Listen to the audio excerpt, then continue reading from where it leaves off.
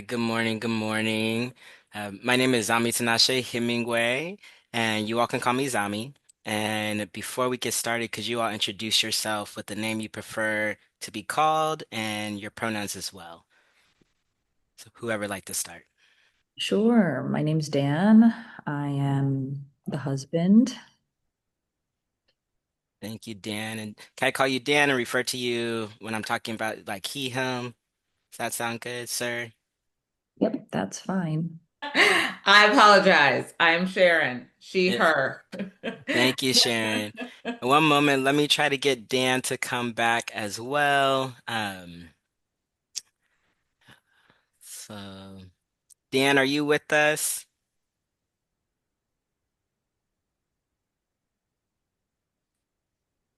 Awesome. Thank you so much. Okay.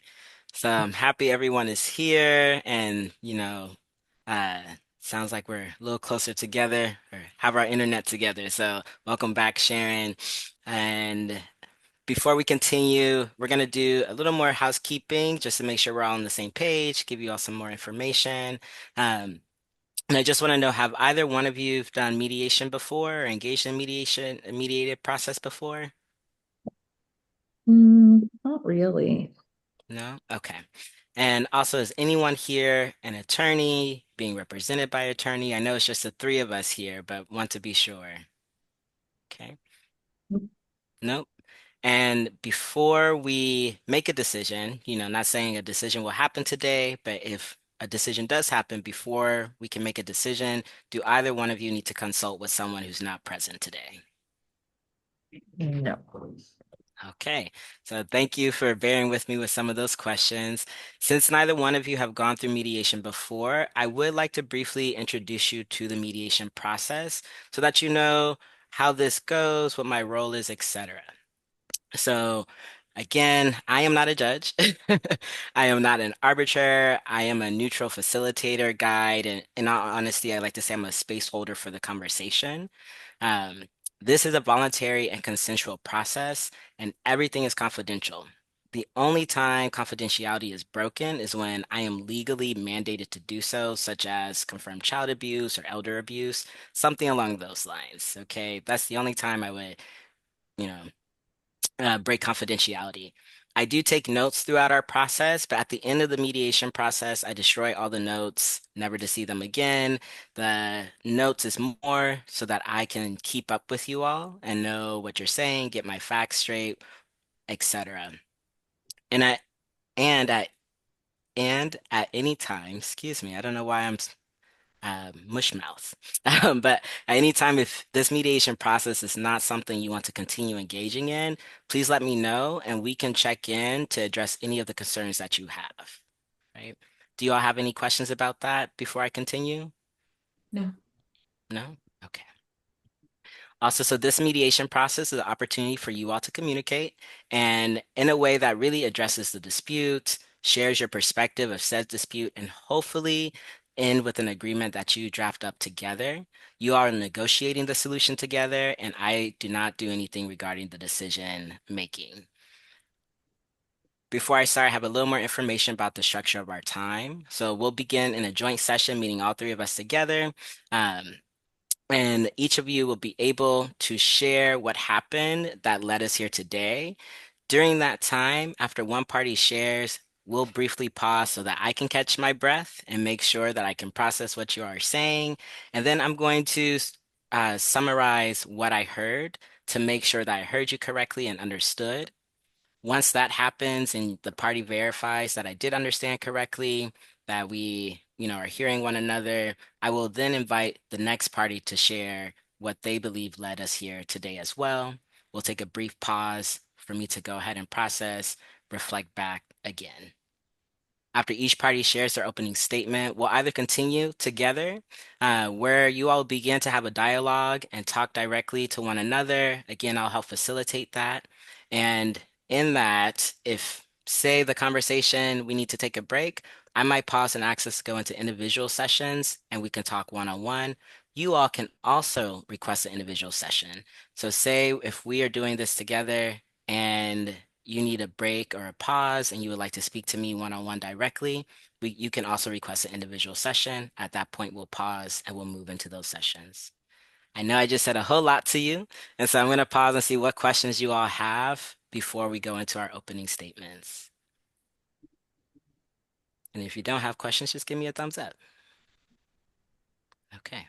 Dan, want to make sure? Okay, awesome. So it's time for you all to let me know what led us here today. And so who would like to begin their opening statement?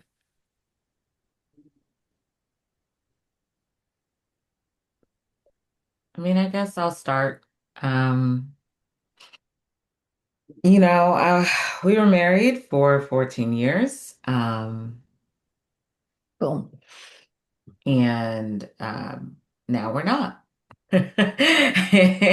And to be honest with you, during that time, I really prioritized being a wife. The role that I took on in our home was my job. It was everything to me.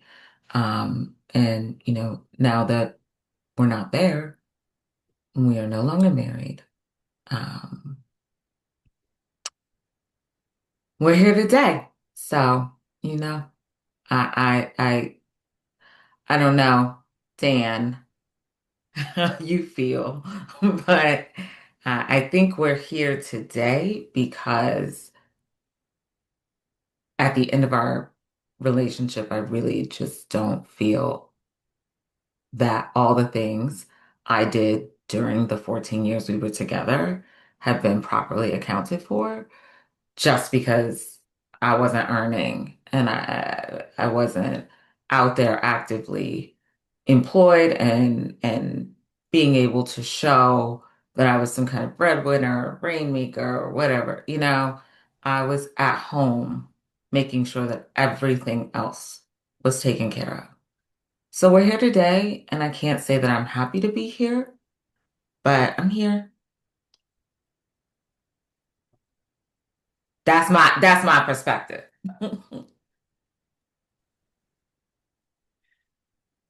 All right. And Sharon, are you complete with your perspective? I mean, it's kind of hard to talk all the time because I still have a lot of feelings about, the split and just how this has all gone down. And um, I I think that's really my take is we're here because we need to figure out how the end of this looks in a real way. Okay.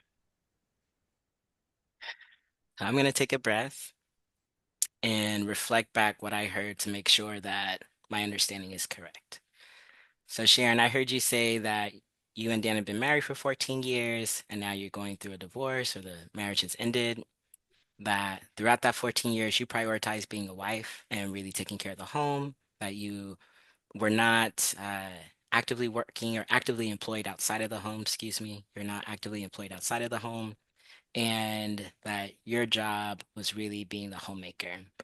And that you all are here today. You acknowledge that you do have feelings about the split, and that you all are here today to really figure out how it looks, how the ending looks. And that one thing you mentioned is that you don't feel that over the 14 years of you being the homemaker, that that work is being acknowledged to its full extent. Sharon, I think you froze again.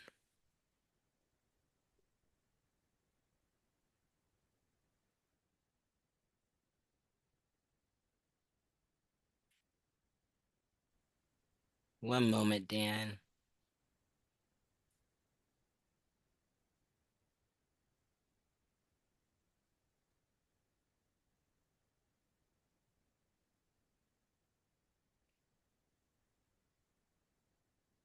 So, Dan, typically we don't have as many tech issues throughout this process.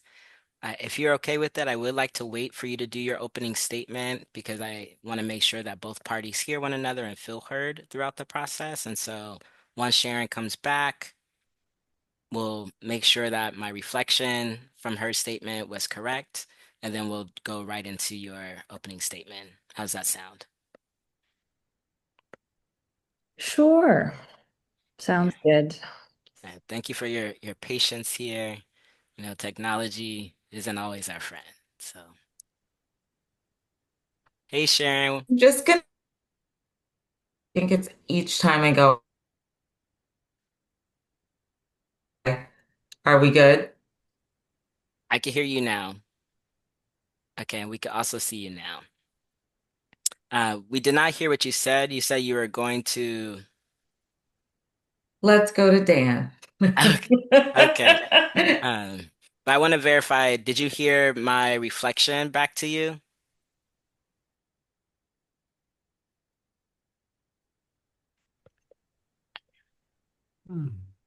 Okay. Here. I'm just gonna put in the chat, Dan. Okay. Sharon, if you can hear us, just okay, perfect. We're gonna go ahead and go to Dan like requested. All right, Dan, are you ready? Yes. All right, thank Um, yeah, so, we've been married for 14 years and I was the primary financial provider. Um, and, I'm just looking to cut ties and move on and move forward. I don't want to have a lingering connection after this process is over. Um, yeah. I mean, if I can just jump in, I don't want to have a lingering connection either. That's why we're separating. But cutting ties does mean having some sort of justified ending to the contributions that I made over the course of the relationship. So thank you, Michelle, for saying that you agree with Dan in that moment. Before we continue, I'd like to make sure that I heard Dan correctly and can reflect back his You statement. So, can, you can. okay. Awesome. Thank you. Mhm. So Dan, I want to make sure I heard you correctly. You agree that you been married for 14 years. You both agree that you're the primary financial provider. And one of the things that you're saying is that at the end of this process, you want to move forward, be able to cut ties, and not have a lingering connection, which is also something that I heard or excuse me, Sharon say, around wanting to see how you all can move forward and wrap things up. Dan, were you complete in your opening statement? Because one of the questions is what led you here today? And so was there anything else that you want to add to what led you here today, Dan? Um,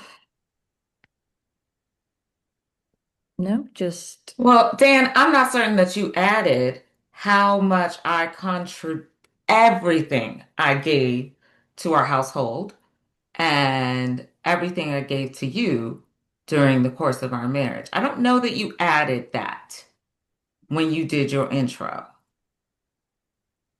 Do you So, want to say anything about that? so what sh what did you give? Yeah. No, I What said did what I give to you? um no, so I mean, what did you give? What did I give? Yes, what did you give? What did I give? Yes, what Well, I what gave you 14 years of my life, probably my best years. yeah. And I gave you a household, a dinner every night. I gave you all your bills getting paid. I gave you every single semblance of everything in your life being in order. I gave you a mortgage payment every month that was done on time. I gave you a car payment that So was done. I Sharon, gave you everything, Dan. So I Sharon, didn't hear that when you were Sharon, doing your intro. Sharon, I'm gonna interrupt just a moment. So And I want to acknowledge that it sounds like, and what you said is that you have a lot of feelings about the way that What things are I going to be did, correct. my contributions. Yes, and that it sounds Because you like can't write that on the IRS. You can't put that on a tax day, okay? correct. So Sharon, one Okay. moment, this is one of those moments we're gonna take a pause, okay? Because we want to make Mm. sure that everyone feels heard here and everyone is seen. And so, one of the things I like to do is take Because a that's what moment. I always used to hear, that it was too much. I was too much. I was Oh, too not saying you're too much. Okay. What I am saying is that I would like for us to take a moment, right? And I'd like to point out some of the places that, from the little bit that I've heard from Dan and what I've heard from you as well, Sharon, the places where you all are in agreement, right? Uh, so one thing that you all are both in agreement is that you want to be able to have a clean cut at the end of this mediated process, right? I'm hearing that there may be some discrepancies around where the labor lies. And so what I like to do is go into individual sessions so I can really hear what you all are needing, where some of the discrepancy is, and how we can come back together and communicate in a way that leads us to both of your goals, which is a clean cut at the end. Are you both okay with us doing the individual sessions? I'm okay with that. I hear I you're don't okay really with that, want to see him, Sharon. to be honest with you. So I'm okay with that. Let's get this done. Let's get this done. Okay, so I hear your consent, Sharon. Thank you. Dan, do you consent to the individual session as well? Sure. I mean, if Sharon thinks it's necessary. Okay. So Okay, Dan. I Okay, Dan. I want to say that I feel like it might be necessary just so that we can make a little Okay, Dan. progress. Okay. So Okay. if you all are okay with that, I'd like to do that. Do Hmm. either one of you have a preference on who goes first? Why don't you let Dan go first? Dan, what you got to say? Dan, are you cool Go with on, going to Dan. Dan, are you cool with going to individual session with me? Sure. Awesome. So, Sharon, I'm going to put you in the waiting room. And during this time, Dan and I Let's will hope talk that one my on one. internet doesn't go out in this way.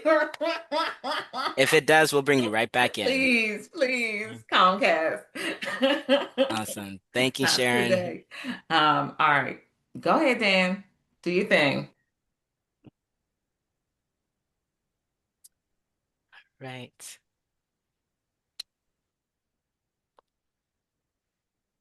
Okay, Dan. So, can I reflect a little bit to you? Are you cool with me reflecting kind of what I'm seeing, and are you okay with that? Yeah, all good. So I'm seeing you a little reserved, and I really didn't get very much of your opening statement and what your desire is at the end, other than wanting to have a clean cut. And so would you be able to ex say it a little bit more? I know Sharon said she wanted you to acknowledge what she's done, and your response is, "What did you do?" And so Yeah. I'm just wanting to understand more of your perspective. Um,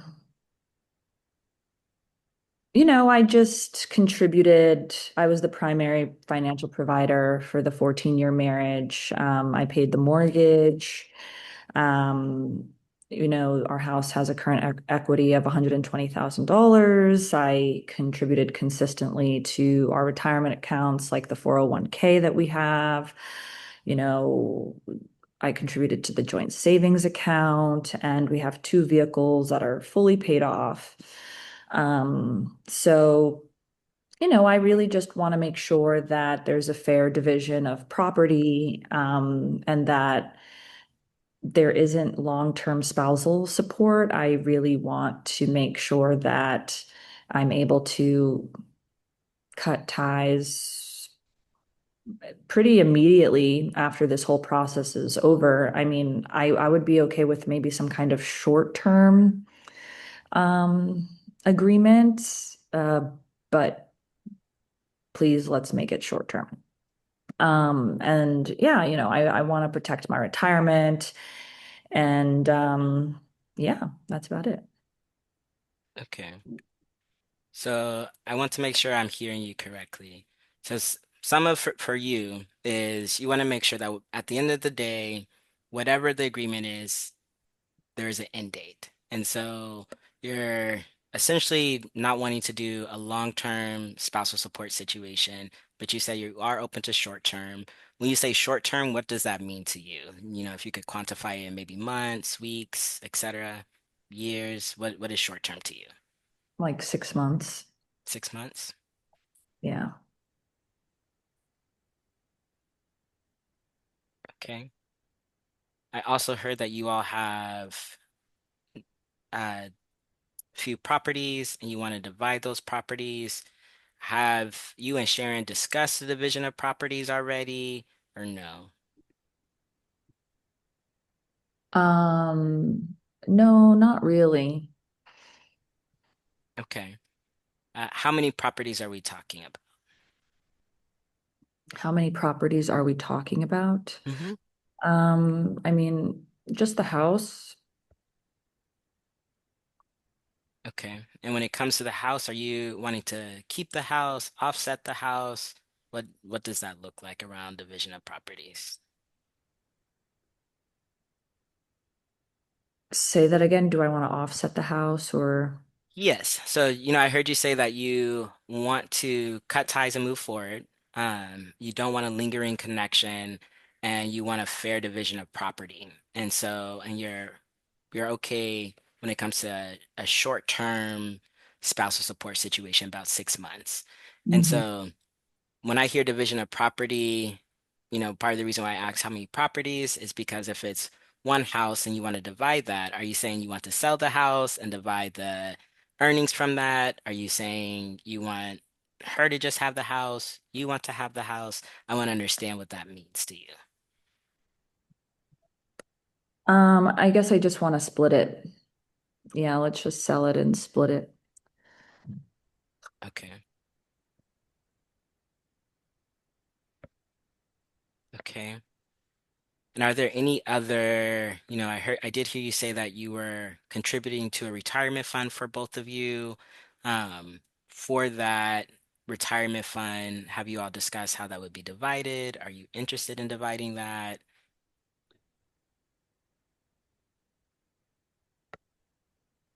I don't know. I'd have to think about it a bit more. Okay. And what is the hesitancy around the retirement fund? Well, I mean, I guess I just want to protect my retirement. Um, like I've been contributing to it consistently.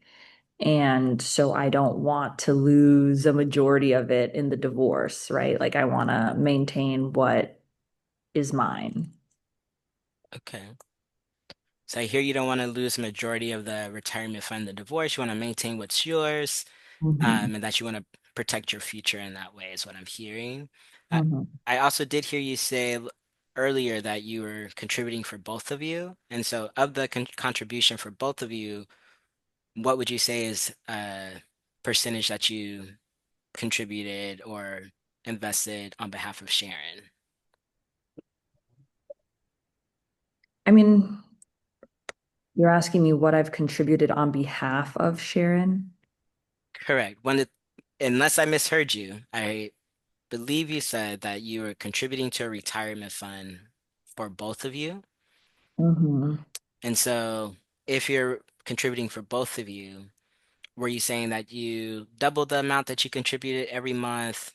So 50% of it was covering your future, the other 50% was what you were putting in for Sharon since Sharon was not working outside of the home. So I'm wondering in your mind, what was that contribution on behalf of Sharon?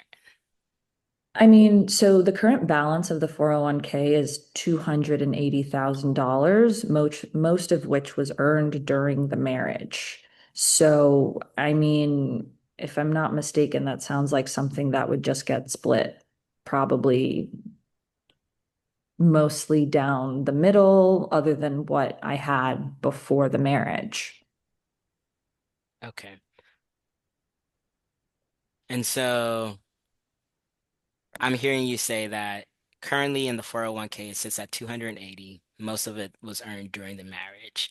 And so based off of what you said, I'm hearing you say that you're thinking that it would just be split down the middle, anything that was earned during your marriage. Did I hear you correctly and understand you correctly? Um, yes, exactly.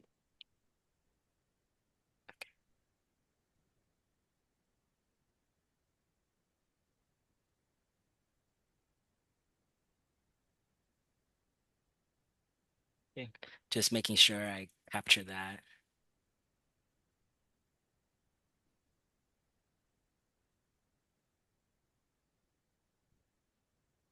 And Dan, is there, when thinking about a clean tie, trying to have potential time limited spousal support, what would you say spousal support for 6 months would look like? What would that monthly amount be? What would the monthly amount be? Um, I don't know. I haven't really thought about a number. I just know that I want it to be Okay. short term. Okay. Okay. So Dan, I hear that you want it to be short term, but you don't necessarily have a number in mind. And so with that, I'm wondering how you would feel well, actually, let me pause. Is there anything else you want to add regarding separating assets, short term, really wrapping up your marriage? Anything else that you want to add?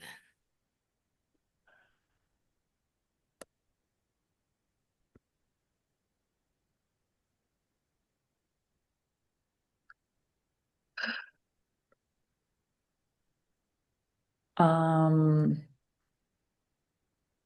I don't know. I just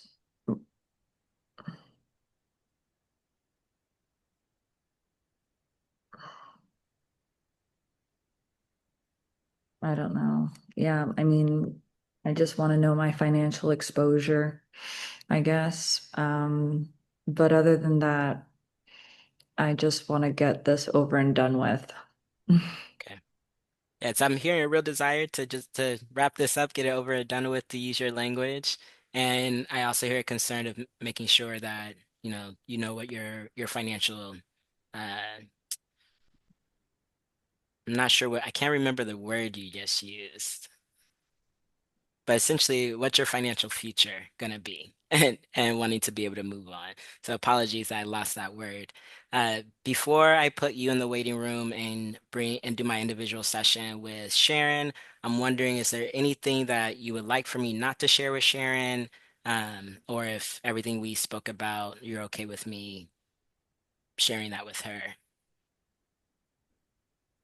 Yeah, I mean, I feel like you can share these things, and it seems like Sharon's gonna talk about what she contributed to the marriage. And yeah, I mean, it's tough, right? People choose to be homemakers. And then when it's not valued, monetarily, it becomes my problem. Why couldn't she just get a fucking job or something? I don't know.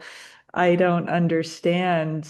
She's the one who chose to stay at home. She's the one who chose to be a homemaker. She's the one who chose to set up the table and make dinner and all of those things, knowing that there was no financial contribution coming behind it and that our society doesn't pay for those things. So I don't know why that's my problem, to be completely honest. Like, I contributed financially. I was the primary financial contributor to the household. That was my role. That was my responsibility. And that's also what I chose to do. And she chose her role and she took on those responsibilities. And it's not really I mean, sure, it made my life easier, but I mean, if it's going to make her so resentful, then why did she do it? Maybe she should get a job that makes her the money, and then together we could pay for someone to do the things that we don't want to do. But I just don't get why I have to, like, I don't understand why I have to compensate, you know, for being a homemaker. I don't get why Hmm. that's my responsibility. Like, why can't she just, why, like, I really don't understand, Yeah. like, it's just, I really don't get it. I really don't understand. I mean, this is 2026, right? We're in 2026, right? Women work, Yes. right? I don't know if their work is valued, but women work. So I don't understand why I have to now give up like so many things that I have earned to compensate her. I mean, there must be some kind of social service out there, some socialist service that compensates caregivers or homemakers. And if there isn't one, we should make one to compensate homemakers and domestic workers for their time. But I don't know why that's my problem. Hmm. You know what I mean? Like, why is this my problem? You know, Yeah. get a job, And get a thank, fucking job, please. Like, she yeah. chose to do this and it made my life easier. Thank Hmm. God. But it was her choice.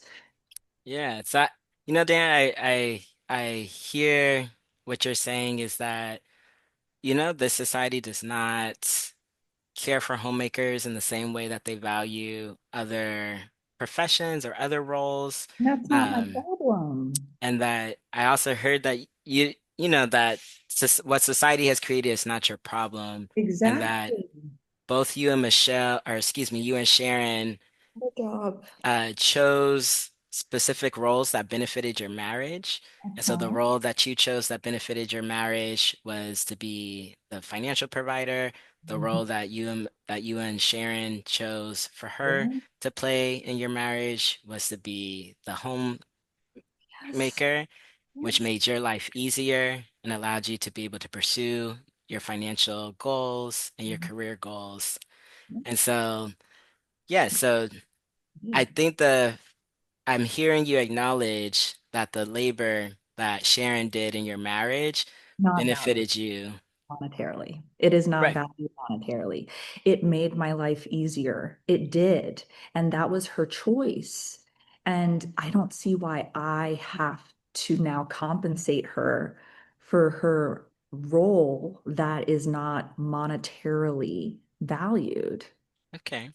Right. By society, right? Not my fault. Okay.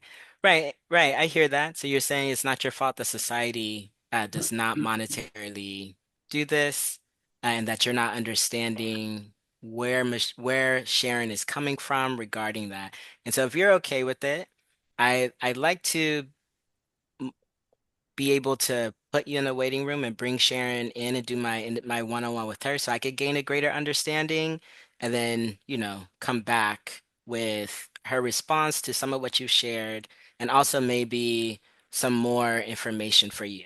Because it sounds like I'm hearing that you're not understanding, so I want to get you all to a place where you can Yeah, hear actually, each other. the more I think about it, I don't want to do spousal support at all. I think women should work, and that they should make their own money, actually. That's what I think. I think there's enough TV shows about all these independent women, right? Okay. So, Okay. so I think that I don't want to actually give spousal support because I think that resentment, because based on what I know about resentment, resentment is an emotion that says, you don't want to take anything away from me. That's what the psychology says. Resentment is an emotion that says, I don't want to take anything away from you. No, no, no, no, no. I want my own version of what I perceive you to have. So then go get it. Go Mm, fucking get it. And if you can't get it, go fucking make it. Go create it for yourself. But don't sit here and tell me that I have to give more than half of my retirement away to someone who chose to make meals that were not compensated for 14 years. Hmm. and then expects me to give away half and then is gonna wah wah wah. I mean, didn't you hear her? Like, didn't she sound like she needed a pacifier? I gave you this much of my life, 14 years, all this time. I mean, come on. Yeah, Dan. So I I think I think I need I if I had a pacifier for every time I heard that line from her, I would own a daycare center. Do you know that? I would own a fucking daycare center. so Like, I'm it's not my problem. yeah, I hear that it's not your I don't even want to give spousal support. I want to walk away with what I worked for, what I created, what I earned, and I want her to go be the independent woman that the 1990s and early 2000 movies clearly portrayed was possible in society. I yeah. want her to go fight for it because being a man is hard. Okay, there's a lot of responsibility. And I took on that responsibility. And am I asking people to compensate me for it? Am I Hey Dan. asking people to compensate me for Yeah, Dan, responsibility? can we No, let's no, take a moment. Let's take a no. moment. I hear it sounds like you got to get a lot off your I chest. don't And want so, to give her any money, not yeah, one penny of my fucking money. I Okay. I understand. don't want to hear her whine about her making meals. I don't want to hear it. I I don't understand. want to hear it because that was a choice. Okay, Dan. Isn't So, choice feminism a thing? There's so many different types of feminisms. Liberal feminism, intersectional feminism, choice feminism, white feminism, black feminism, all these feminisms. Go pick one. Go pick yeah. feminism. Okay. So, I mean, it sounds like there's a lot of feelings that you have to get off your chest. Thank you for letting me know. Um, and I just want, I'm gonna put you in the waiting room. I Okay. also just want to make Not sure one penny. that, Not one penny. Okay. right. I Okay. just want to make sure. So what I'm hearing is we should probably stay in individual sessions so that we can keep the conversation going. But I'm gonna go ahead and put you in the waiting room. I hear you want to take spousal support off the table, so I removed that from the note right now. And get back with you as soon as possible, okay? Okay. So, She's lucky. grab some water if you need Lucky if to. she gets a car. She's lucky I don't take the both cars. She's lucky if she gets a car because I paid for both of those cars too. Okay. Okay. Yeah. Okay. Thank thank Thank you, Dan. thank you. I want to be put into my other room now. All right.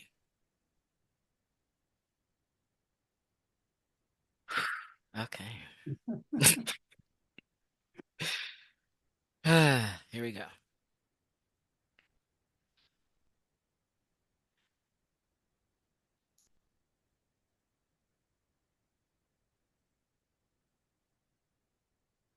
Welcome back, Sharon.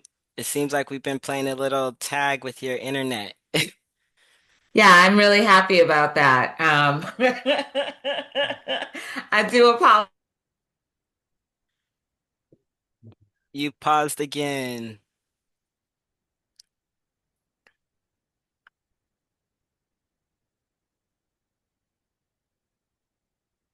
Hey, Sharon, are you still there?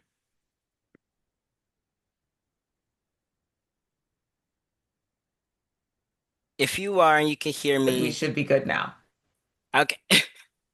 Can you hear me? Okay. Sorry. I don't know. I would prefer you to stay on camera, but sometimes going off camera stabilizes the internet. I don't know if that's something.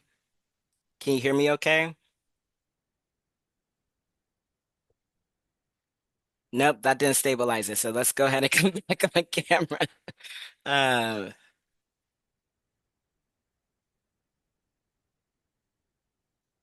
hmm. Are you with us, Sharon?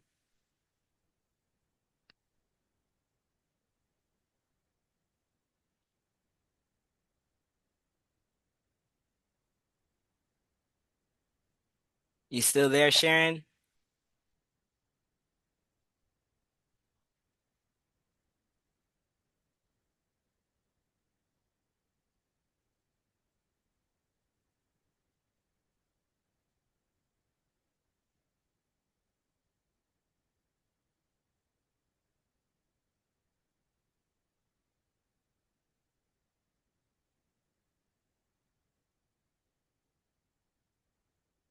Well, if I had Sharon's number, I would call Sharon and we would do the session over the phone. Good. Um, Uh, I know we have about 5 minutes, but that's what I would do in this situation. I would call her. Michelle, is it okay if I share your number with Zami? Oh, Think it's going to be a little better? okay. Yes. Yes, I can hear you now. Hear me, you can see me, everything. Yes. Okay. Okay. Okay. All right. So, Sharon, I don't know if you feel comfortable with this or not, but in the event that you freeze again, are you okay with me calling you to try to have the conversation? It looks like you froze again. Hmm.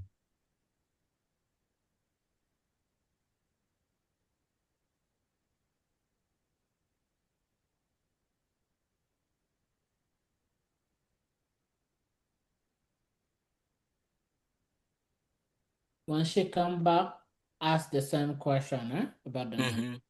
I can Yeah. hear you. I've Okay. taken my video off. I can hear you. Okay. Perfect. I just wanted to know, just in case it drops again, are you okay with sharing your number so I can call you and conduct I the session? absolutely, yes. Oh my God.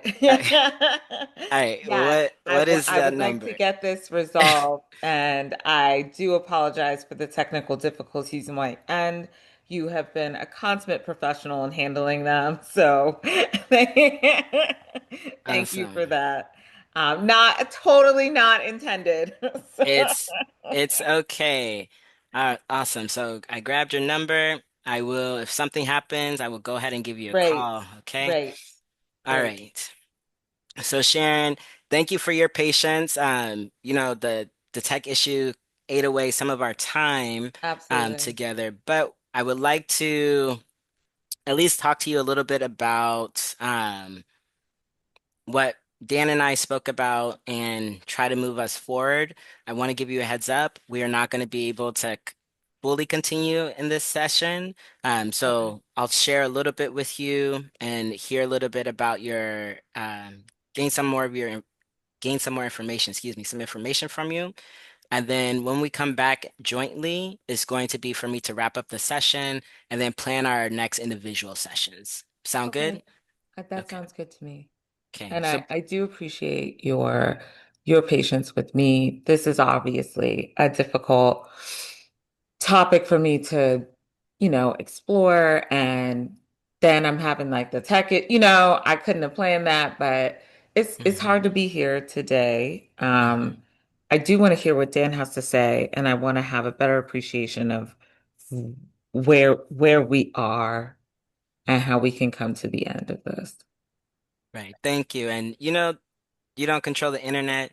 It's totally fine. Okay. So we'll just see each other again on a different call later. Um, Okay.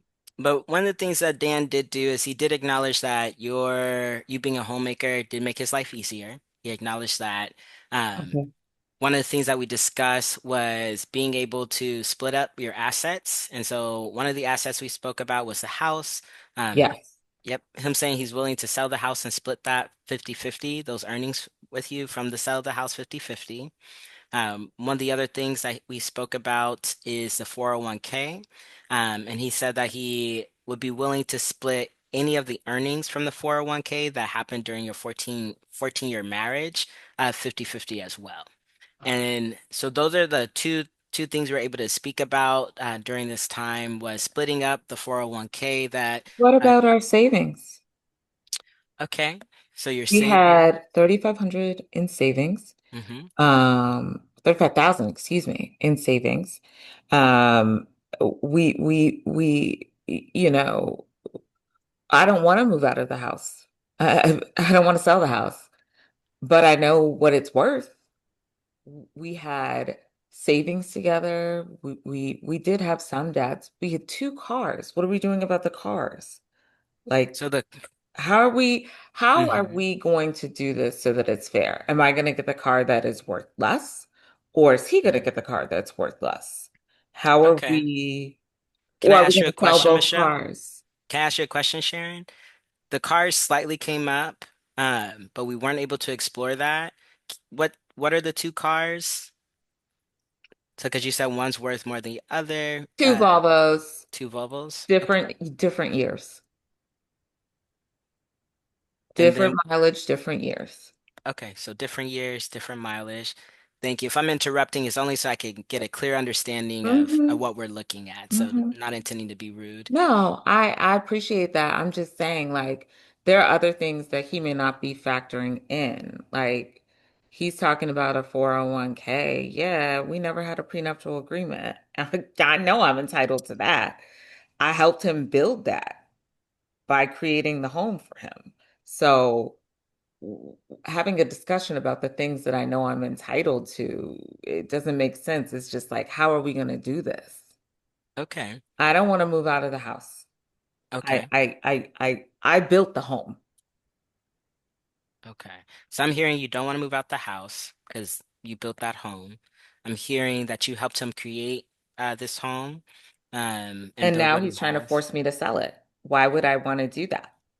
Yeah, so I hear you. You feel that he's trying to force you. Right now, we're in the beginning of conversations of just getting a clearer scope and picture of what's all there, right? And so, got that small inventory from him. Like to get a more extensive inventory from you that I know we're not going to be able to cover today, but I at least want to get at least some of the information, right? And so there's two Volvos. Was one of them bought for you specifically, or did you all just buy them, you know, because you just wanted another car? Wanting to understand from your perspective.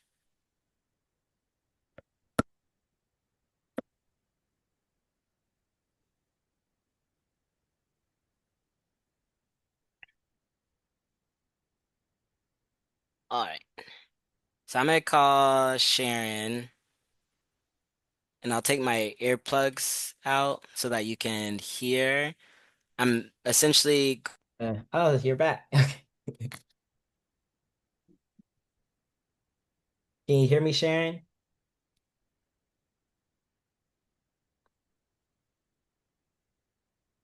Can you hear me, Sharon? If so, you're on mute, so I cannot hear you.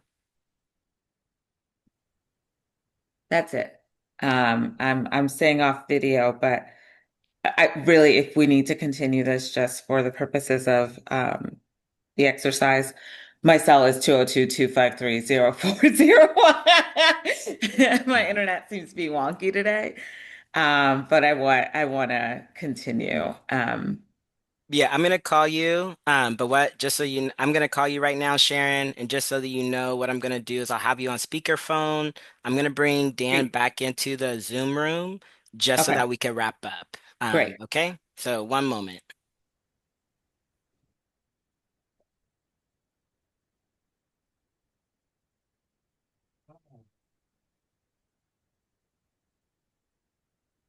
202.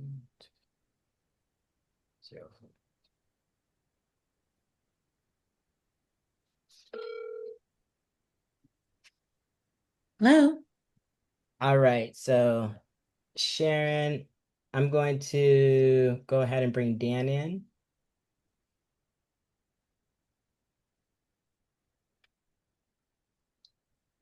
Hey Dan, can you hear me?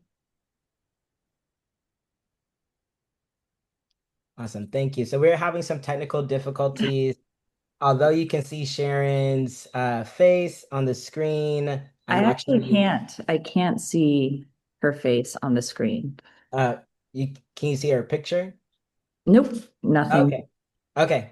Well, Sharon's with us on the phone as well.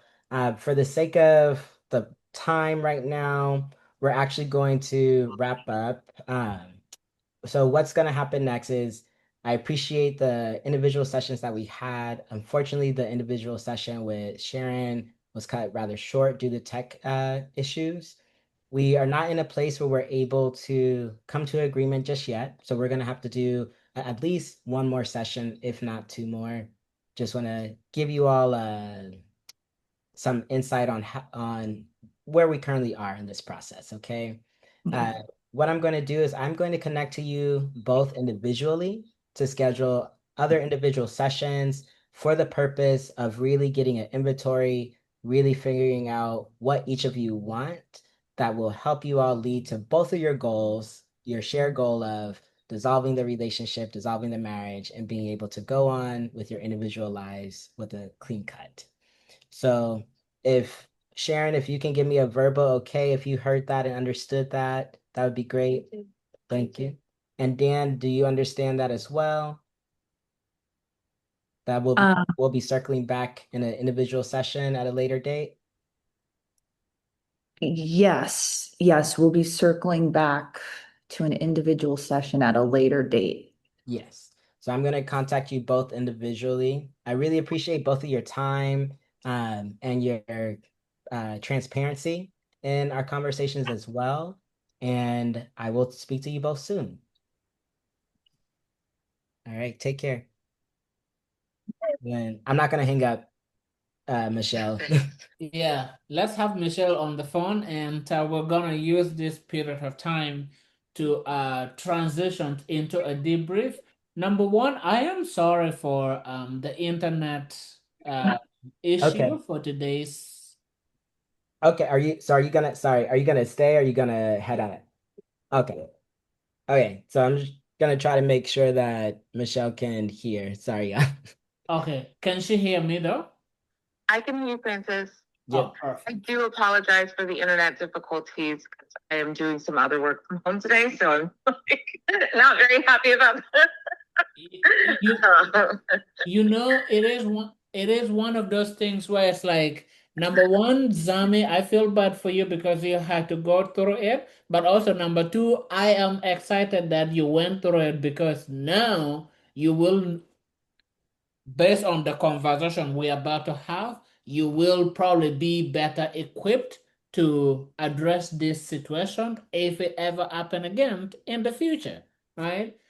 And that being said, I want you as a mediator to, get us started with the debrief. How does it feel, or what is your feeling like having gone through, all of this experience? You know, I was like, this is wild. That's really what I felt. I was like, this is wild. How can I, how can I keep it going and bring it together? I didn't intend for it to be internet wild. No, and it's fine. It's fine. How you both behaved didn't really phase me. It was more me being like, okay, I'm gonna try to stay positive, neutral. And in my mind, I honestly was like, I don't know how they made it 14 years. But, for me as the mediator, it was clear that it was a real discrepancy. Some of the things that Dan said at the end, I was like, you really don't understand. And unless there's a way to help him see the benefits of giving some spousal support, allowing her to keep the house, etc. I was like, I don't know if this will actually be resolved in mediation unless he's able to see how it benefits him. So as he was talking in my mind, I was like, okay, how can he's already acknowledging that she made his life easier? How can I build on that with him so that he can see the benefit and really try not, yeah, like that. And so even when I would repeat back some of what he said. It's like, okay, so you're acknowledging that she made your life easier, that you both chose these roles in your marriage. And so trying to use language that will help him think like, oh yeah, I chose to do this, she chose to do this. These were our roles to play in the marriage. It made my life easier for me to do X, Y, and Z. Mhm. But I did not feel it was going to be even close to any type of resolve. And so my goal was just to get an inventory. That's what I was trying to work towards is okay, let me see what Dan is saying he feels should be split. Let me see what Michelle feels, or excuse me, what Sharon feels she needs to be able to move on. And then, my plan was that after we did that, us to go together and say, these are the lists that you all made, right? So these are the places where you two agreed on with this list that you all made, and these are the places where you all still need to negotiate. Mhm. I want to say, even with internet issues, it's just like your tone overall, beautiful. And I really thought like just coming in, because I wanted to come in really, really, because that's how the woman that didn't have a job for 14 years is going to feel.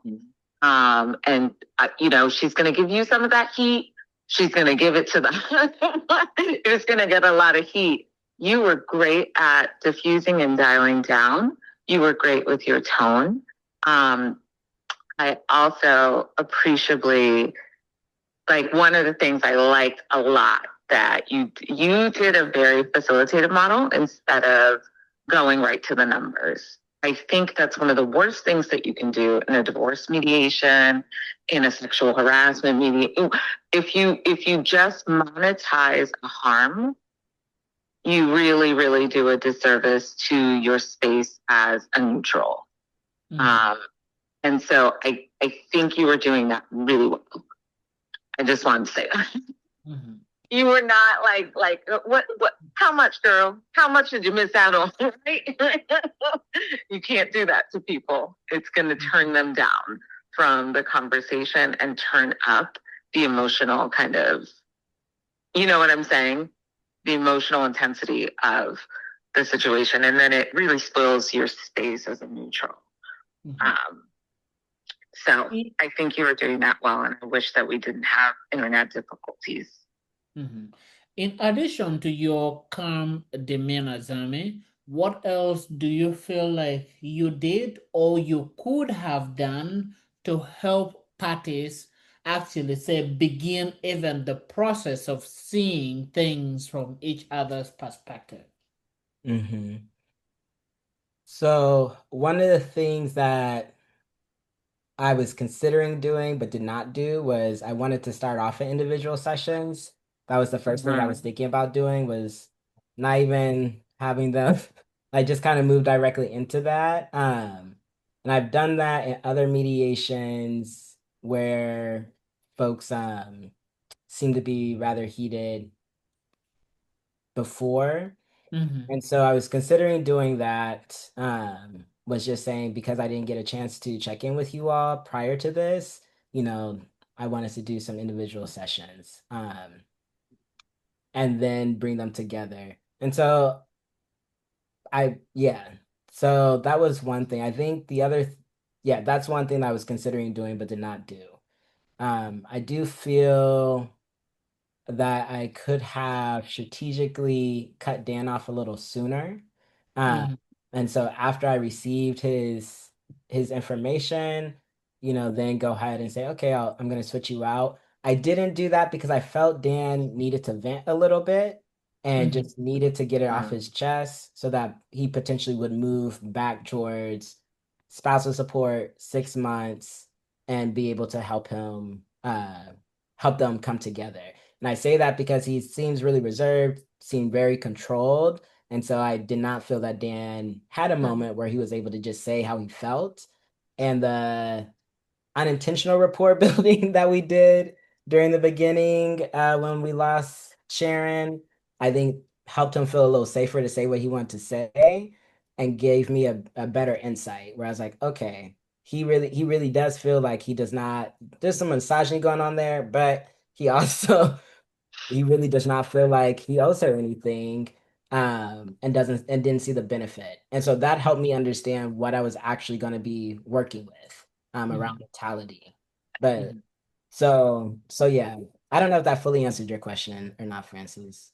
Yeah, one follow-up question, and then that is gonna be my last one. How could you have strategically say like ended your session were done sooner without say making Angelique, allow me to say him, without making him feel like, wait a minute, what, I haven't finished saying what I want to say. Yeah, one of the things that I was reflecting on, or what I'm reflecting on, is after we did kind of get the breakdown and he was starting to talk a little bit more, me hearing a little bit and then at his pause say, I just want you to know I'm going to circle back to you. And so if there's additional things you want me to know, please jot it down. We'll have an opportunity to talk. But for the sake of keeping this going so that we meet your goal of cutting ties and getting this over with as soon as possible, I'm going to go ahead, put you in the waiting room, talk to Sharon, but I will come back to you. So I feel making it clear that I was going to come back to him may have got him to pause, and I would have been able to cut him off sooner. That in hindsight, that's what I'm thinking. Angelique, this is your time to come in. Hello.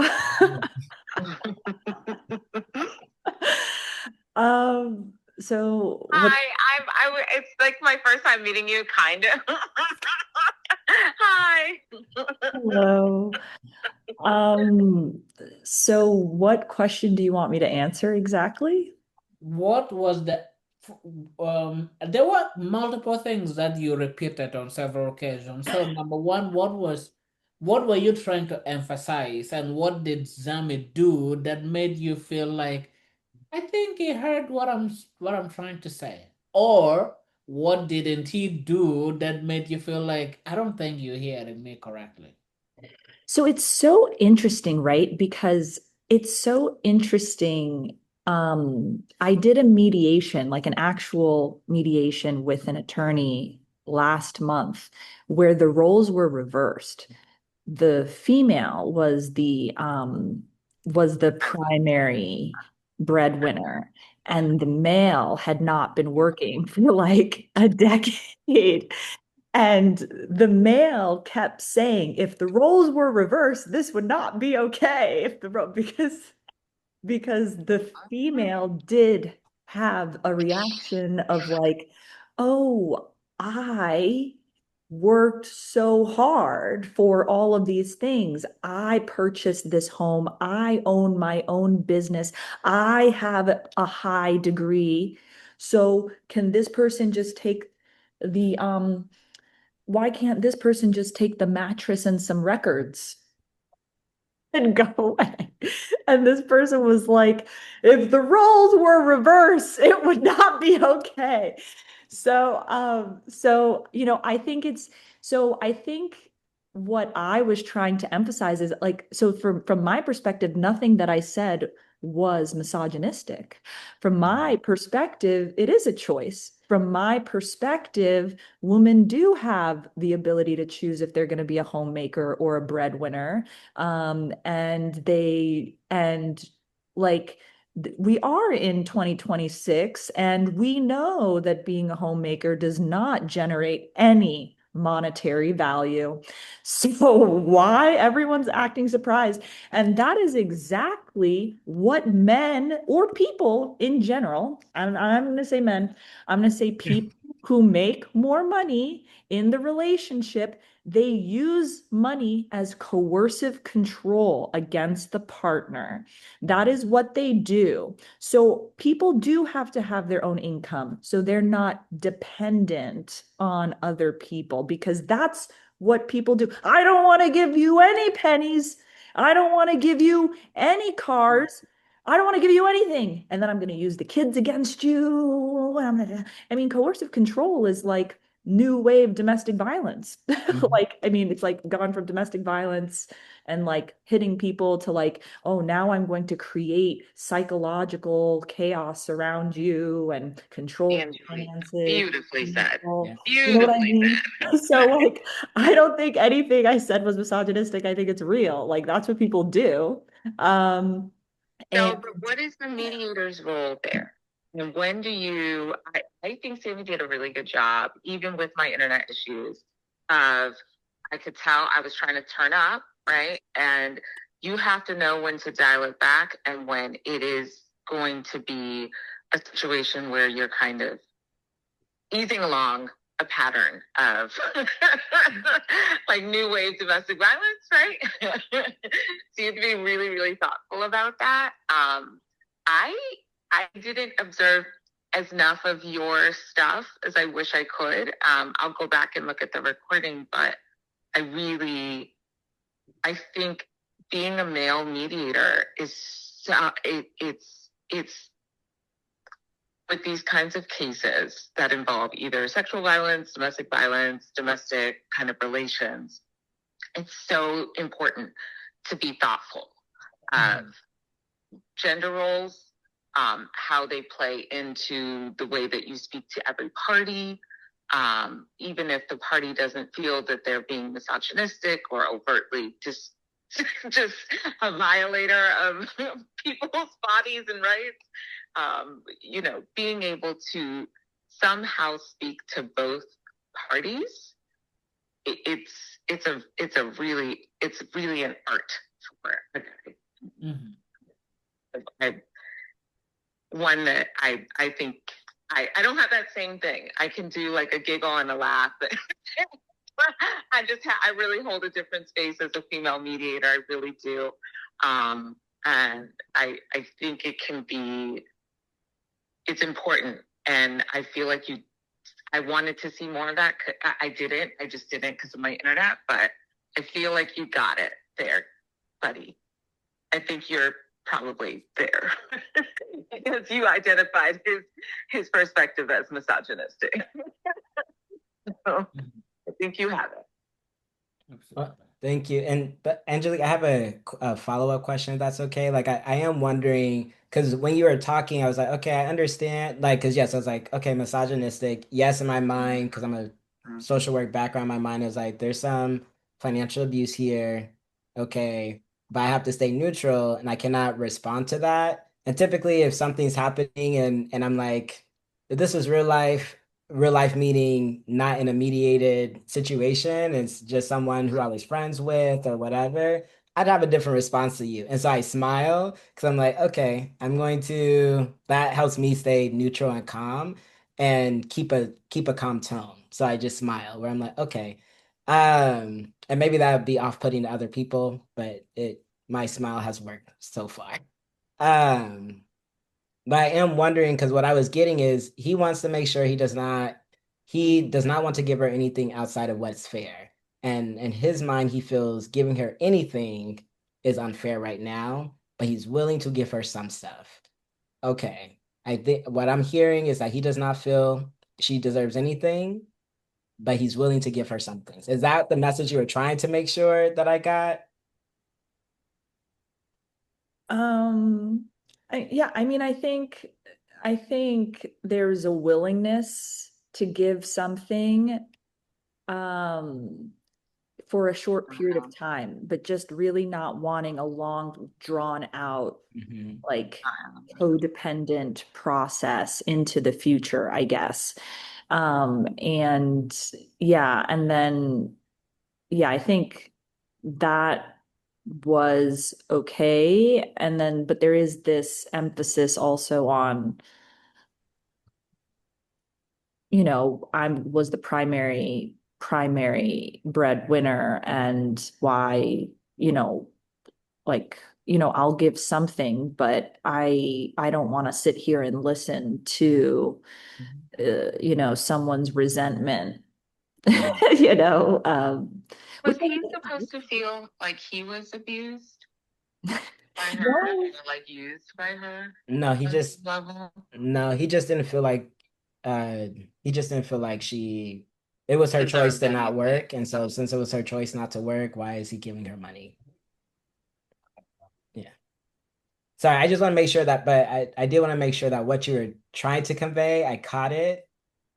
And that is like, yep, short term, wants this to be quick and done with. He doesn't feel like she deserves anything, but he's willing to give her something. Yeah. So, can I also just say, I've done one mediation with a couple that was literally in the process of just like the relationship crumbling, and it was really, you did something that I really liked, and I did too, in that just making it really clear we are not going to resolve this in one thing. I think setting that level of expectation for both parties is really important.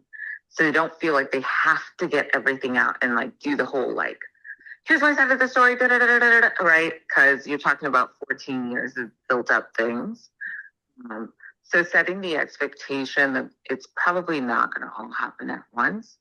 Obviously, it was easy today because of the internet, but just in general, is a really, really good way to start these kinds of like you're not going to get through 14 years of feelings with two people in one sitting. You can't do that. So I think you did that well too. Mhm.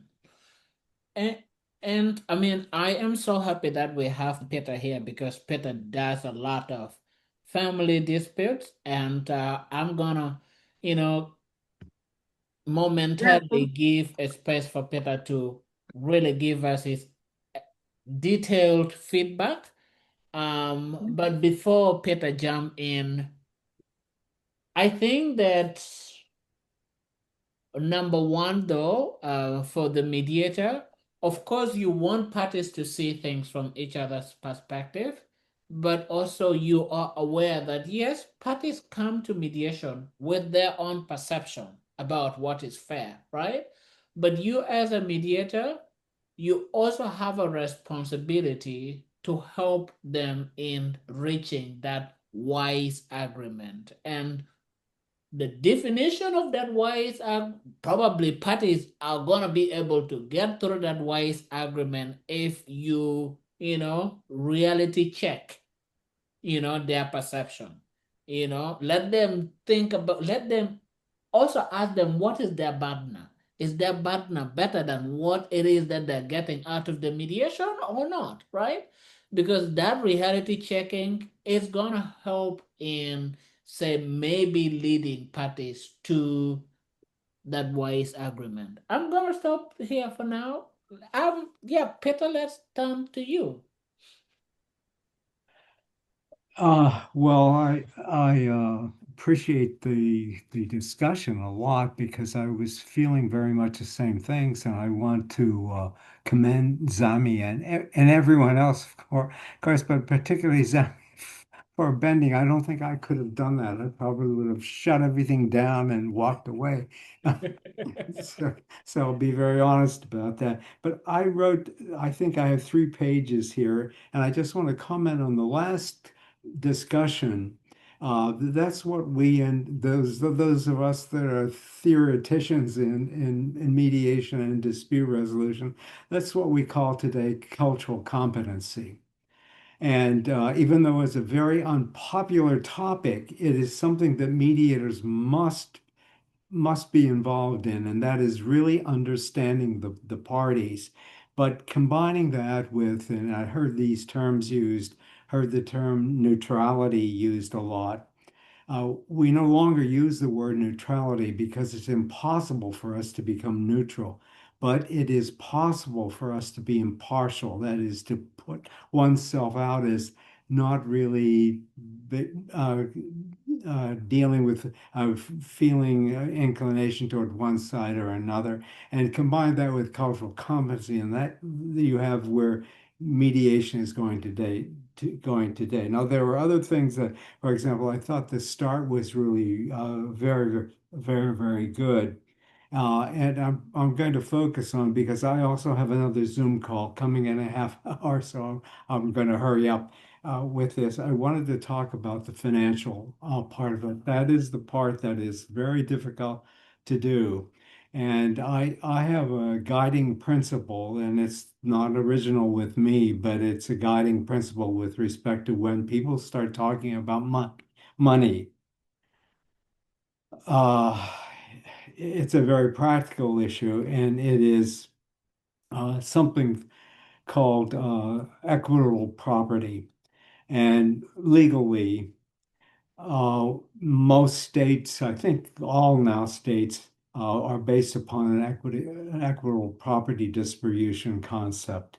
In other words, it has to be 50-50, 49-51.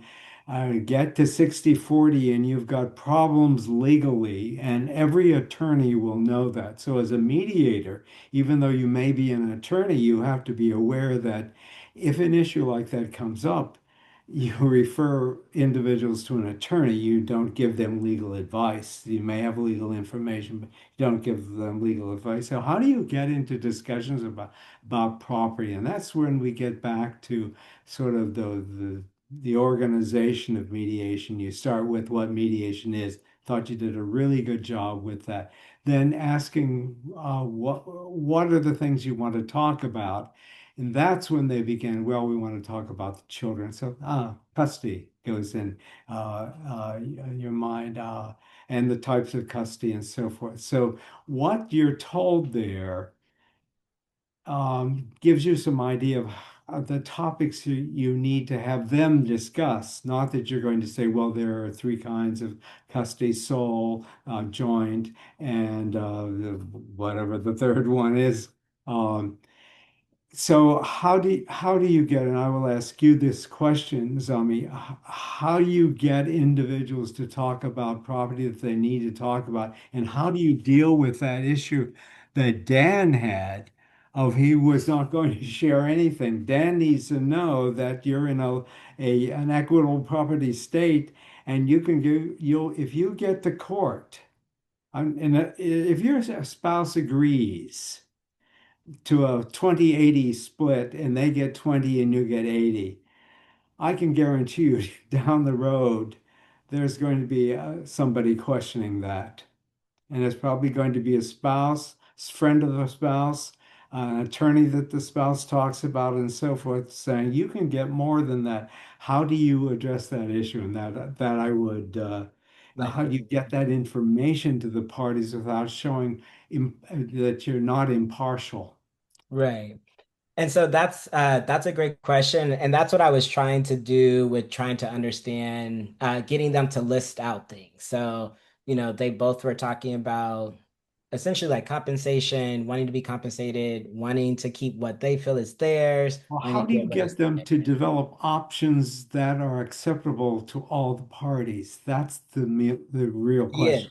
So for me, the way I was going to do that, because I heard Dan say he was not. I was like, this is not going to happen in a joint session right now. He don't want to look at her. He don't want to hear her. They're both very emotional. So for me, moving forward, what I would have done is met with them and said, just make a list. Make a list of the joint assets from your marriage. Start with that list.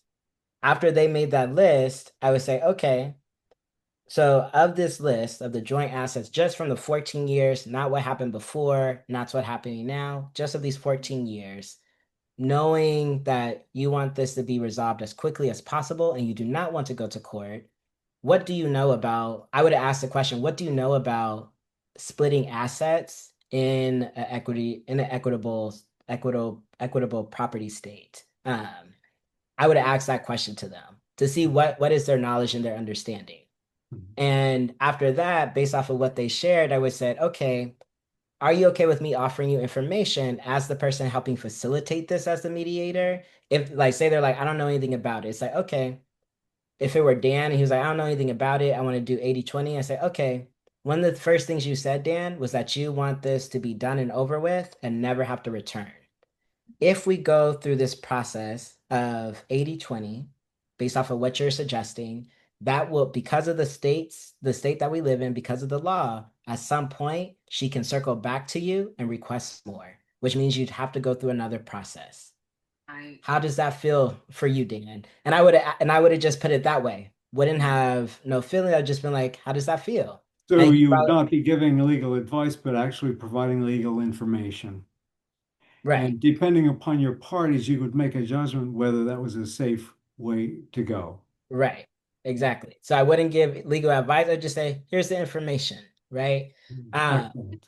and then I would say, if this is the route you want to go, I would recommend you speaking to a lawyer. Like I said in the beginning, I'm not a lawyer. If you would like to avoid going to court, if that's not the route you want to go and you want to continue the mediation process, why don't you relook at the assets and let me know again, understanding that it's an equitable property state. Now, what would you like to do? And Right. have Dan tell me from there. So I wouldn't give legal advice. I would gauge their knowledge. So I knew if he knew that and it wants to go this route anyway, and then say, okay, sounds like you probably need a lawyer. My scope of expertise is at the end now. Yeah, I'd be really careful in what I said. We learn very early in mediation that we don't say, I am not an attorney. We simply say, I am a mediator. Yeah. And if you need an attorney, I can recommend an attorney for you. Just one final point, and that is the idea of joint sessions and individual sessions. They're two different models. Uh, if you haven't looked into the reason why you would have an individual session and what that reason would be, and it's not just simply because I practice that way, but there's a reason for that, and then why I would not have one. And that, I mean, I don't want to this that discussion could go on and on, but I just wanted to raise that question that you've chosen that model of using individual sessions, and I think our behavior is very different. The questions we ask, the information, what we carry back and forth. Uh, Whereas the individuals are carrying information back and forth in a joint in the joint session. Anyway, that's all I have. I have like 4 pages of notes here, but I think those are the important ones. So I think you did a great job. Thank you. Jump in.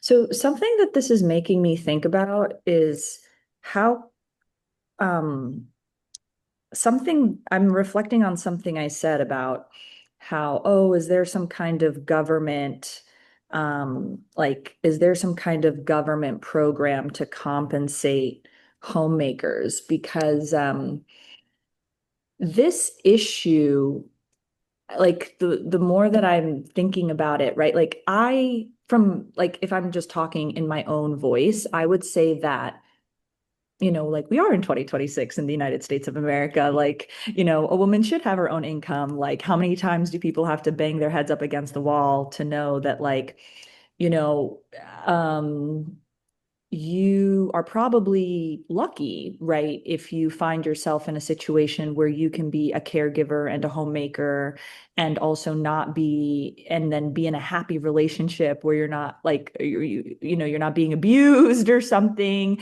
or coercively controlled. Um, you know, right? Like that's very lucky because if something happens in that relationship, and you've been a homemaker and a caregiver for so long and you've been out of the workforce for so long and you don't have your own money, right? Like I mean, that research shows that's social. If you're a social worker, like that's what puts a lot of particularly women in a really dangerous situation because they don't have anything to fall back on. I mean, unless you're a wealthy woman, right? And you have your family's money to fall back on. But if you don't have that, then you're at great risk. And so something that I'm thinking about is like how, and it really isn't the other person's responsibility, right? Like, I mean, if that's how society is constructed, right? Like, well, if you marry this person and they're not going to work, then and you get separated, the guidelines, the cultural and social norms of this society says that, you should give spousal support to this person. So we like make it that person's responsibility. But, I'm actually thinking that would be a good idea for like a startup, right? Just trying to create some kind of pocket of money or some kind of fund for people who are caregivers and homemakers, like some kind of stipend for I mean, there people who are. choose. Oh, there are Yeah, there are people who programs that choose. do that. Yeah. Yeah. Is it widespread?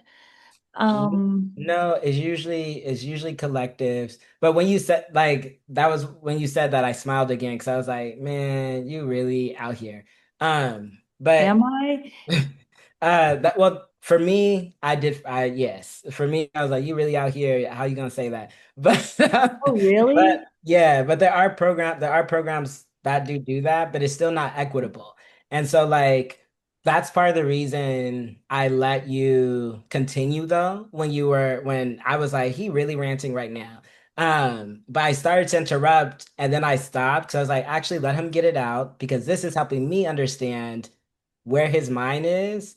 And like that does go into the cultural humility piece. I know you said cultural competency, Peter. I use cultural humility. And so that for me, that's why I want to do that. Because I was like, okay, how does he actually feel about women? How does he actually feel about homemakers? How does he actually view like value labor, right? And so for me, in order for me to actually get to a place where I would be able to help him shift his viewpoint, I need to know where I was starting from. And so for me, I was like, even the statement of, are there some programs? I was like, okay. In my mind, I was like, he not only devalues home labor, like I was like, he not only devalues that, he also devalues like marriage and women in some ways. Because, and at least this is how I was looking at, because I was like, for me, if you valued the marriage and the fact that she made your life easier, she made your meals, she probably washed your drawers, she cleaned the house, she basically was your at-home secretary because she said she paid your mortgage on time. So yes, the money was there, but all you had to do was think about work. And she made sure everything else around you worked like clockwork. So you essentially was a king. Like that's how I'm reading it. And I was like, but he does not see that perspective because he does not value home labor, does not value women in that way. What he values is who brings the paycheck. So how can I help him understand that you were able to do that because she took care of everything else. Out of mind, out of sight, she took care of everything else. So I needed to know where you were coming from. And I was like, okay, how can I get him to like help facilitate the conversation in the future of you want your life to remain easy, right? You don't want to talk to her ever again, right? You just you said up to 6 months and then boom, you're done. Okay, what knowing this woman who you're with for 14 years, what do you think she wants to be able to do that? Like that was going to be the question that I had too. What do you think Sharon will want? You know her, you married to her for 14 years and you want her out of your hair. What do you think she wants? So that to get him to start saying, well, she feels like because she was cleaning the house, because she was cooking, because she did this, that she's owed this. Okay. So You get don't him to think, start inventorying her labor and right. start listing it out so that Yeah. he could start shifting or seeing it. That was gonna be my approach. Too, is I was like, I need to know what I'm dealing with so that I know what questions to ask so that he starts listing the things that she did on a daily basis. And maybe that will help shift him. But do you think that on some level, that's like an expectation that people often have that is they are then disappointed, right? Because people don't necessarily want to give up what they've earned. People devalue home labor all the time, and people value and this is something I'm very passionate about. Because I believe that homemakers should be paid, period. If you're a stay-at-home mom, a stay-at-home wife, partner, whatever, you should be paid. I feel like there should be a stipend. So like to me, I'm like people devalue that, and just thinking about society, like the reason why people are disappointed is because there used to be a time where you did have a stay-at-home partner who took care of everything. And then when that relationship ended, you were able to just kick them out and you keep everything and oh well. And now that it's shifted and people are actually seeing that no, this is labor. We need to be able to set people up. It is not fair that we require them to stay home, take care of everything, and then when you decide you don't want this relationship anymore, you just toss them away. But And so what's I wrong do with think working? Like, what's wrong with working? I don't feel like anything's wrong with working. I feel that that is work though. Right. But do Like you it is work to I as somebody who like I'm a 40-year-old person, cooks all my meals. My mom also lives with me, who's retired. I cook my meals, I cook her meals. I work full time and I run a business. and I have a partner. So for me, I'm like, it's a lot of work just to cook for myself, but to cook for myself and my mom, and then when my partner's over, cook for all three of us, there's a lot. So to me, I'm like, yo, that's labor to go grocery shopping, to prepare the meals, to make sure that when you get home and you put your suitcase down, there is a warm plate in front of you. That is labor. And so to me, I'm like, there's nothing wrong with working, but that is work. That is work. Right. So it's like, so I think it goes, again, not to make this an academic exercise, but like what's coming to my mind is like how people's thought processes about what is labor and what should be compensated evolves faster than social structures do, Mhm. right? Like, okay, if that's work and that is labor, then it's almost like you have maybe two routes to go down. You have the route to go down where you convince enough people in society that this is labor and that it should be compensated, and then you create widespread programs where it is compensated, or you go down the other route where you say, I live in a society where this labor is not valued. So how do I make money? You know what I mean? Like it seems like you have like these two routes. Like there's the route where you convince Yeah. people, and then there's the route where you accept what is and you proactively create what you need in order to fulfill your your interests. There might be a third We pathway. need to There might be a third. contextualize that differently in an academic way. Yeah. There isn't a need to convince people that in home work is work, right? The active term that we use societally for delivering a child into the world is quite literally called labor. You are Right. in labor, right? So we Right. don't need to do that convincing. The structures of the misogyny and our law and our legal dictates are what you're kind of identifying, and that's great. But what you need to do as a mediator, when you see that, when you hear that, is figure out how to diffuse it. That's your work, because you're going to hear it repeatedly. It doesn't mean that it is real, that it is true, and that you need to go down an academic exercise. We already know that we monetize in-home work. We have housekeepers, right? We pay people to come into our home and do the work that a wife does, that a husband does, that a stay-at-home partner does. And we know it's labor. So the exercise that you're doing, while I appreciate it, is unnecessary. We've already done it because we already monetize it. So when we're talking about the structures of who was a primary earner and who wasn't, and how to do the division of a separation, you want to make sure that you don't devalue the person who did not make monetary contributions in the traditional societal sense. And you want to be cautiously thoughtful about how you validate or over validate the monetization. Yeah. And you don't have to go any further than that. We already know that everything is labor. I would Yeah, agree no, with I think that. it's yeah. I would also say, and then Peter, I would love to hear what you have to say about. Are you about to leave? Yeah, I'm sorry. I didn't expect to. I wouldn't have made this other call if I had thought that.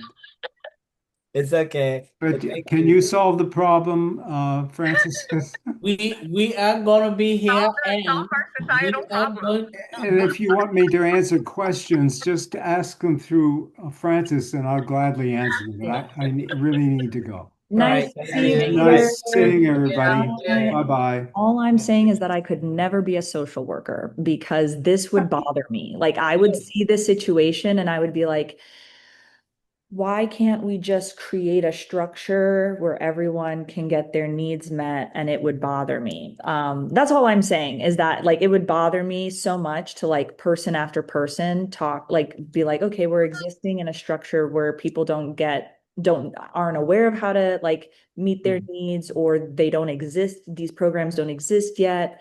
And therefore there's all of this like conflict and abuse. And then, you know, so I think actually as a growing mediator, it is good to have someone say, your role in that situation would be to diffuse, right? To just to That is your diffuse role. That what is it, your role. what That is what your role in is. a real way. And you really have to be aware of that in these divorce kinds of mediations. I think I'm a it's former both rape things. crisis counselor, so Mm. I really do come from this with the perspective of being a DV advocate for 15 years as an attorney. That was my pro bono work, and a former rape crisis counselor. And I'm divorced and I have a child and I do all that, right? So I'm bringing my personal perspective, but I'm also bringing a great deal of community like experience. Your role sometimes is simply to just chill it down. You gotta turn it down. You're not gonna get people to understand each other. You cannot, when there's a rape, get two people to see the same thing sometimes. You just And that's and Well, that is another really great thing to hear you say, like, you will not get people to understand each other, right? Because I think that there's also this, um, you know, right now, I also do dialogue, and there's a lot of talk right now about like, what is the role for dialogue in this particular moment? And even I have been like, I don't think there is one, you know, like, I'm like, I don't think there is. Like, I think that there are aspects of dialogue. You can have controlled conversations that can be respectful, but understanding that you're not going to get to the same place and space of that conversation by the end of it. If somebody is accused of perpetrating a crime, they are not going to be in a space facilitatively where you can really talk to them. And if somebody feels they've been the victim of a crime, you can't talk to her about how that crime didn't happen. So your space that you hold is listening, validating, appreciating, and trying to get to some kind of useful resolution so everybody can move on. I do feel that when it comes to violence, yes, and I'll also disclose like I'm an abolitionist and I also do restorative justice work. Oh, that's So I don't believe in the prison system. I don't believe in it. With that said, I am also someone who's like, before we just free everyone, like we do need to have an assessment. Where do folks go who are not necessarily able to go through the type of rehabilitation that allows them to be with other folks and will prevent them from engaging in harm. So I will say that. But one of the things I will say though, I do feel that even if the goal, like, because I do feel the goal is not just to diffuse, I feel that the goal is one, as a mediator, for us to understand. Because if I don't understand where the parties are coming from, I don't feel that I will, and to understand does not mean to agree. So I also want to say that I do not agree with Dan. I understood where he was coming from. I do not agree with him. All parts of me was like, this is whack, bro. Like, give her like let her stay in the house, let her have whatever car she wants, pay her spousal support for 6 years if she wanted. Like I was like, this is wild. So absolutely disagree with Dan, but understood where he was coming from based off societal structures and systemic oppressions. So understood that. I understood where Sharon was what going. makes you a good mediator, because if you can hear him, then understand that and come back to me. And I was going to come in really hot. That would give you that space to hold at least some place of brokering peace between these two people. Well, yeah, I mean, but that wasn't the goal. I will say that as well. The goal was not to broker peace. Because after Dan went on his rant and was like, I don't want to see her, I was like, they don't need to be in the same room. They just don't need to be in the same room right now. So we were going to continue to have individual sessions, except for when it got to a place where, okay, this is what you both are agreeing to. And then when it came to the agreement, we were going to resume if Dan and if Sharon both were like, yes, I'm able to go be in person or be in the Zoom for us to review this together, us both verbally agree, send the document, and then we're done. But I was like, we're probably not going to be back into joint session because one, it was clear Sharon was not going to let Dan speak, and it was clear that Dan was going to be silent in a joint session, or if I put them back into a joint session, it was clear they were going to be yelling at each other and nothing was going to happen. We weren't going to be able to progress from where they currently were. I do feel that part of the role as the mediator, for me, part of my strategy is, although I do not agree with Dan, I hands down felt like he was tripping. I do need Dan to feel that I am wanting what he wants as well.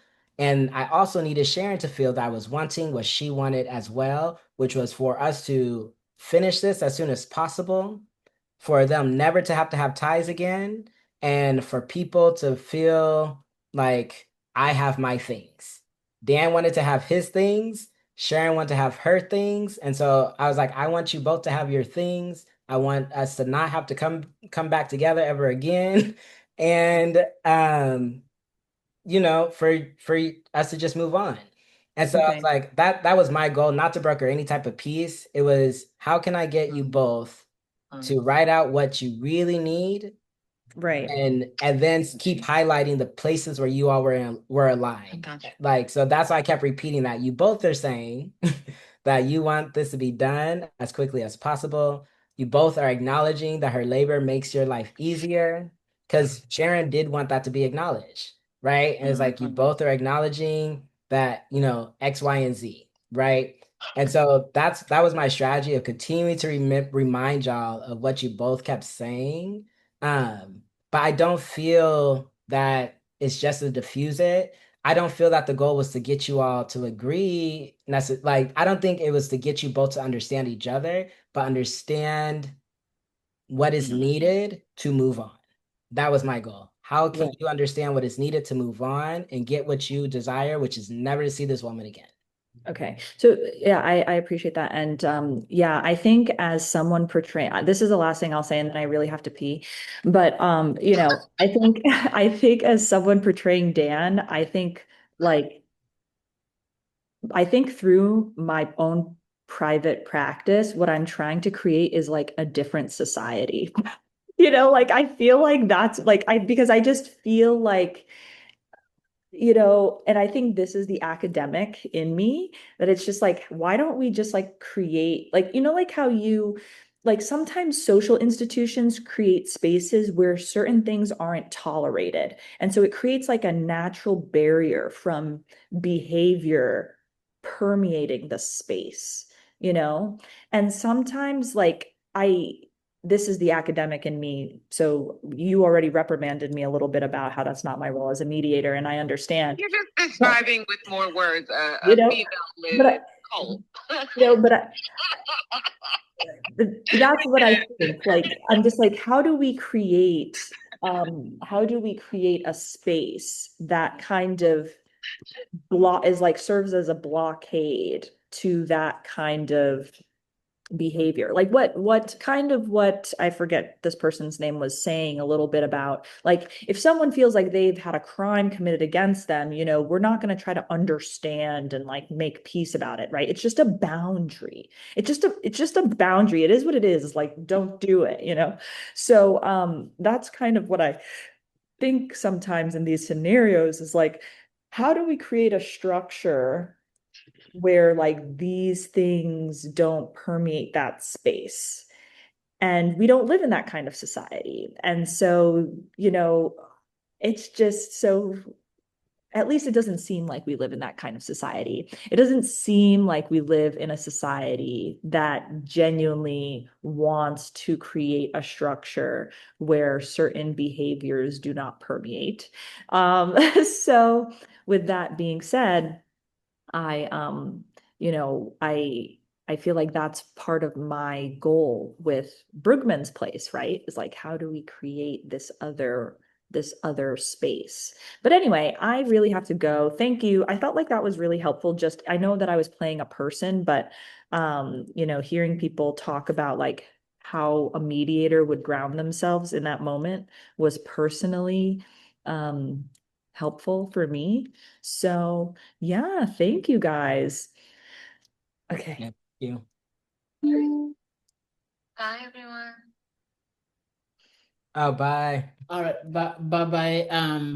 I think that not to keep everyone waiting here for so long, but I only have two things, if that's okay.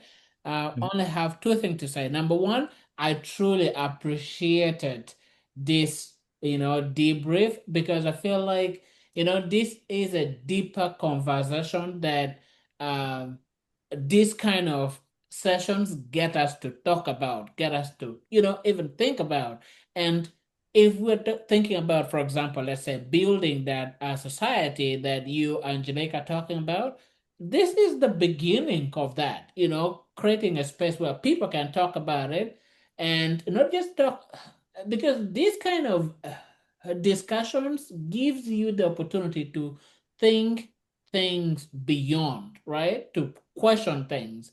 And it is from that questioning things that you are able to hopefully do something different, right? And by nature, human beings, we are definitely against all very slow to change, right? It's gonna take it gonna take courage, and I feel like this discussion brings us a step closer to that. Number two, I was actually, you were seeing me looking down. I can't see, we are moving, so I don't really know where most of my books are. There are two books that I was thinking about. Number one, it talks about influence. That it's a book on influence. And then number two, which I assume everybody here has read, that Getting to Yes, right?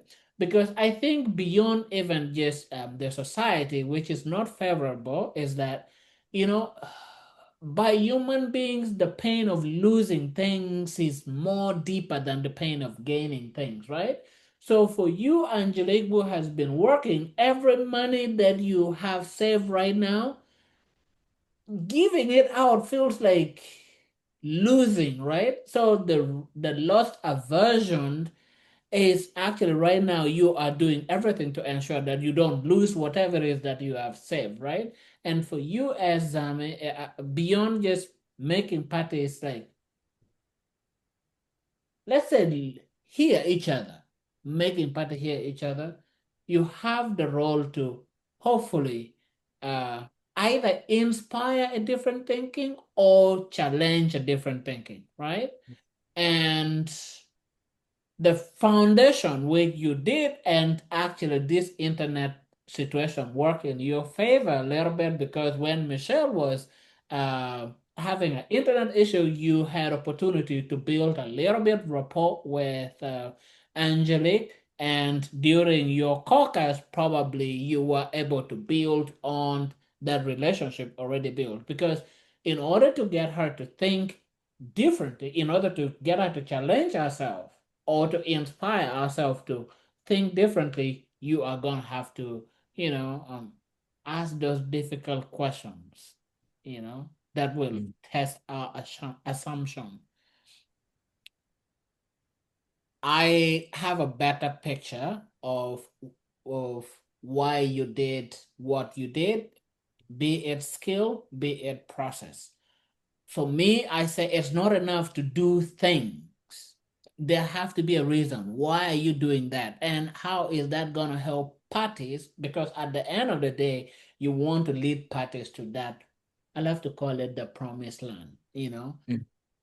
Yeah. How is what you're going to do helping parties to get there? And when you're explaining about, the logic or the strategic decisions you made, I appreciated listening to that a lot more, because then to me, at first, before understanding us, I wrote here, take charge of the process. You did take charge of the process. I did not see it, you saw it, and you explained it. I'm like, I actually love that a lot. So thank you. Thank you also very much. Angelique, were you saying something before we wrap it up? Yeah. So is that why does the mediate, like, you as a trainer, you asking why does the mediator approach the session in the way that they do, skill versus process, is that an element of reflective practice, or did you get that as a mediator trainer from somewhere else, from some other school of thought that isn't reflective practice? I'm curious. Yeah. Yeah. I hear you, Francis. Y- Sorry? Oh no, I didn't know who the question was put was. to The question is practice? the question. Oh, I thought the question is for all of us here. It is very interesting because I well, Michelle and Zami, all of them have gone through the training. And for me, I say that actually effective mediator is not one who is sort of like embedded in only one form of practice. You have to be able to balance all the different forms of practice. And for me, what I said is inspired by, you know, oh, there it is. Inspired by this book over here, right? And this book actually advocates for you have to combine all the different forms of the practice, facilitative, evaluative.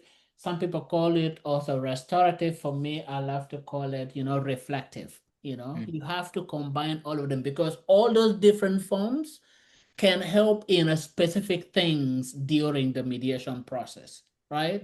And which is why for me, I am very much advocate for don't just do things, have a reason for doing what you're doing and challenge yourself. How is this reasoning going to help parties get to that solution? You know what I mean? Yeah. Okay. Yeah. No, I love that. Okay, so thank you so much, both of you. I learned a lot from all of you today, and I'm gonna go to the bathroom now. All right. Thank you all so very much. And this brings us to the end of our session today. All right. Have a good one, everyone. And Zami, I will text you or send you an email and we will continue from there. Okay, sounds good. Thank you. Perfect.